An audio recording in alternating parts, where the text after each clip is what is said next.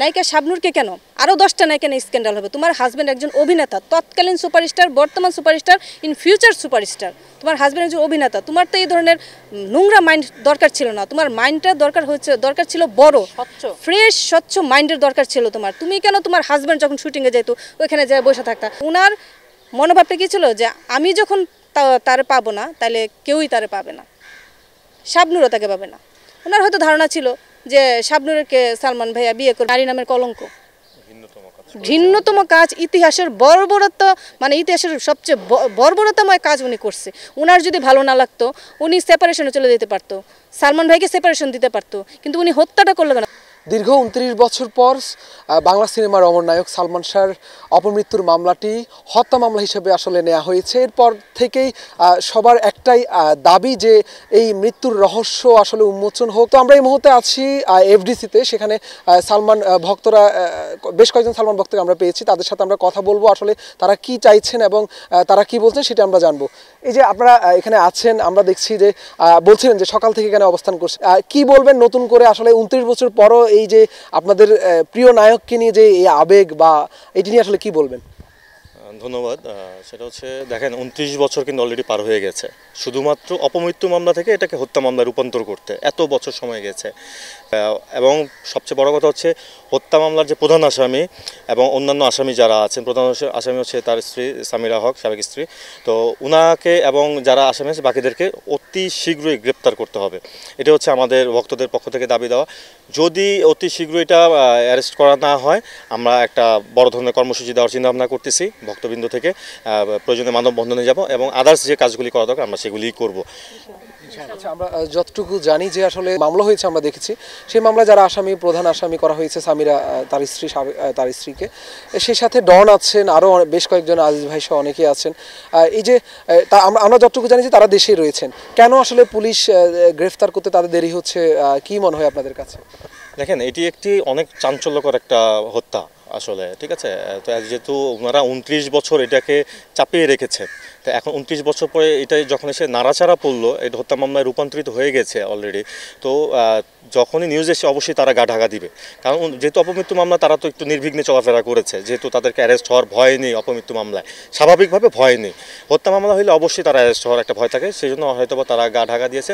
এবং আমরা বিভিন্ন ধরেন গণমাধ্যমের মাধ্যমে হোক এবং আমরা নিজেরাও মাঝে মধ্যে থানায় যাচ্ছি, কথাবার্তা বলছি, এবং মামলার যে আয়ু আছেন উনি খুবই জেন্টেলম্যান এবং উনি খুবই আন্তরিক। আমরা ব্যক্তিগতভাবে তার সাথে ফোনে কথা হয়েছে এবং বিভিন্নভাবে কথা হয়েছে। তো উনি অলরেডি সিলেটে গিয়েছেন এবং উনি যেদিন 20 তারিখে মামলাটা রুজু হয়েছে, 20 তারিখ মধ্যরাতে, 21 তারিখেই কিন্তু উনি অলরেডি তদন্ত করা শুরু করে দিয়েছেন। এবং যখন তদন্ত করতে ইস্কাটন প্লাজায় যখন উনি গিয়েছেন পরের দিন 21 তারিখেই, আমরা কিন্তু সেখানে ছিলাম। তো উনি ইতিমধ্যে যেই বাসা থেকে সালমান শাহর মৃতদেহ পাওয়া গিয়েছে ওই বাসায় উনি তদন্ত করার জন্য যা যা করা দরকার উনি করে এসেছে। হয়তো বা তদন্তের সাথে আমাদেরকে পুরোপুরি বলেনি, জাস্ট উনি আমাদেরকে অবহিত করেছেন যে হ্যাঁ আমরা কথা বলে এসেছি, এখন যারা বাসা আছেন। এই আপু, আপনার কাছে একটু জানতে চাইবো যে আমরা দেখেছি যে একদম শুরুর দিন থেকে যেদিন হত্যা মামলার নির্দেশ দিয়েছে হত্যা মামলা হিসেবে নেওয়ার জন্য আদালত, সেই দিনও দেখেছি আপনি আদালত প্রাঙ্গণে গিয়েছেন এবং আপনারা সেখানে বিক্ষোভ করেছেন, প্রতিবাদ জানিয়েছেন। কি বলবেন আজকে এখনো আসামিরা গ্রেফতার হয়নি, আপনি কি বলবেন? নোভা এলইডি টিভি, ঝকঝকে ছবি, নিখুঁত শব্দ, 5 বছরের ওয়ারেন্টি। নোভা মানি সঠিক মান, নিশ্চিত সেবা। এখন আমরা আইনের প্রতি শ্রদ্ধাশীল হয়ে বলছি, আমাদের একটাই রিকোয়েস্ট, আপনারা মিডিয়া যারা আছেন তারা সবাই আমাদের পাশে থাকবেন। বিগত 29টা বছর চলে গেছে, আর আমরা বেশি দূর আর এগোতে, মানে বেশি দিন আমরা অপেক্ষা করতে চাচ্ছি না। এই যে দেশে ডন সামিরা প্রকাশ্যে নিজেরা নির্দোষ দাবি করছে এতদিন আর ঘুরে বেড়াইছে, এখন তো এটা হত্যা মামলা। 29 বছর পর সালমান শাহের বললো যে ওই দিন জজ বললো যে সালমান শাহের বুকের এখানে আঘাতের চিহ্ন পাওয়া গেছে, সব মিলিয়ে টোটালি একটা হত্যা মামলা। এখন আমরা চাই এই আসামিরা যত দ্রুত পারেন সবাই সোচ্চার হবেন, আপনারা মিডিয়া সোচ্চার হবেন, সাংবাদিক ভাইদেরকে বলছি তারা সোচ্চার হবেন, তারপর যে পুলিশ প্রশাসন বলছি তাদের কাজের দ্রুত অগ্রগতির কামনা করছি, তারা যেন একটু আমাদের পাশে থাকেন, সালমান ভক্তদের পাশে থাকেন। এবং এই যে ডন সামিরা, সবার ফার্স্ট সামিরাকে গ্রেফতার করবেন। বললেন যে কান টানলে মাথা আসে, সবার ফার্স্ট ওনার স্ত্রী সামিরা, তারপর হচ্ছে ডন, তারপর আদার্স এরা এমনি চলে আসবে যারা যারা আছেন। আচ্ছা, আপনি তো একজন নারী, এই যে নারী হয়ে তার স্বামীকে আসলে হত্যার পরিকল্পনা, এটি আসলে একজন নারী হিসেবে আপনি বিষয়টাকে কিভাবে দেখছেন বা কি বলবেন? উনি নারী নামের কলঙ্ক, ঘৃণ্যতম কাজ, ইতিহাসের বর্বরতা, মানে ইতিহাসের সবচেয়ে বর্বরতাময় কাজ উনি করছে। উনার যদি ভালো না লাগতো উনি সেপারেশনে চলে যেতে পারতো, সালমান ভাইকে সেপারেশন দিতে পারতো, কিন্তু উনি হত্যাটা করলো কেন? তাও সে একজন অপরাধী, মানে একজন নিরপরাধ মানুষকে নৃশংসভাবে রাতের অন্ধকারে সে হত্যা করেছে। সে কি আসলে নারী জাতি? এই প্রশ্নটা আমি উনার কাছে বলি, উনি কি আসলেই নারী, না উনি একটা আজরাইল? আচ্ছা, কি মনে হতো, মানে আপনার কাছে কি মনে হয় যে আসলে কখন একজন নারী আসলে তার স্বামীকে হত্যার মতো পরিকল্পনা বা হত্যার মতো সিদ্ধান্ত নিতে পারে, বা কি মনে হয় যে আসলে কি নেপথ্যে কি রয়েছে? নেপথ্যে কিছু না, নেপথ্যে হচ্ছে ওনার প্রতিহিংসা, হতে পারে প্রতিহিংসা।